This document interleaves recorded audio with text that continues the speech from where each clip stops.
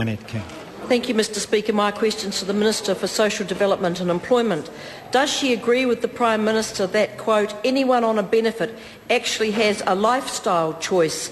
Some make poor choices and they do not have money left, end quote. The Honourable Paula Bennett. Mr Speaker, yes, I agree with the Prime Minister, but as per usual you've taken the quote out of context.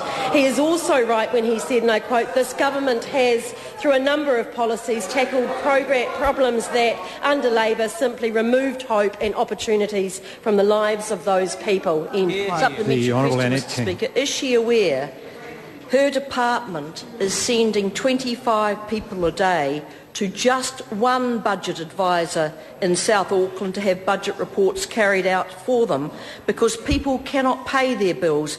And has she been advised that the reason they can't pay their bills is poor lifestyle choices or because of the rising cost of living?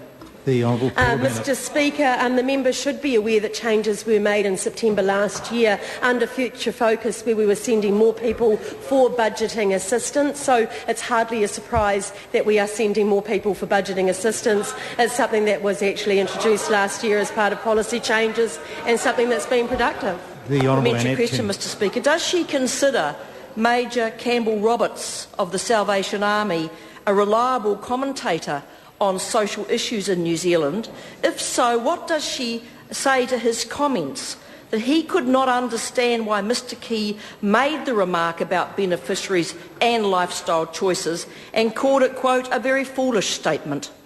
The Honourable Paula Mr Bennett. Speaker, actually it's a good opportunity to thank the Salvation Army for particularly the work they have done most recently in Christchurch, because that has been really appreciated in a time when they stand up. So I think they certainly have a role to play for those people that need them most, and the work quite recently has really shown an example of that. So this government is very supportive of the Salvation Army. The Honourable Annette King.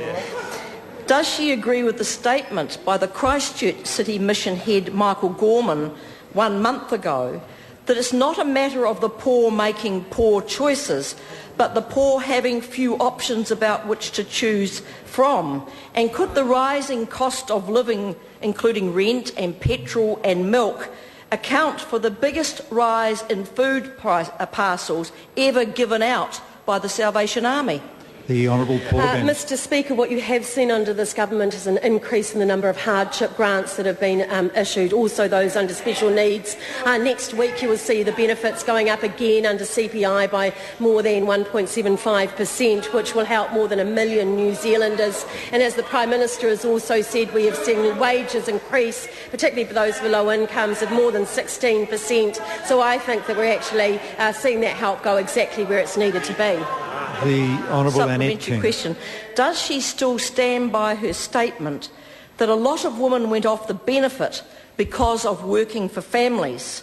And is she prepared to back her comment that National will be keeping working for families and, quote, I'm kind of pleased they are, end quote, or will she be joining Mr Key and Mr English in their publicly stated determination to change it?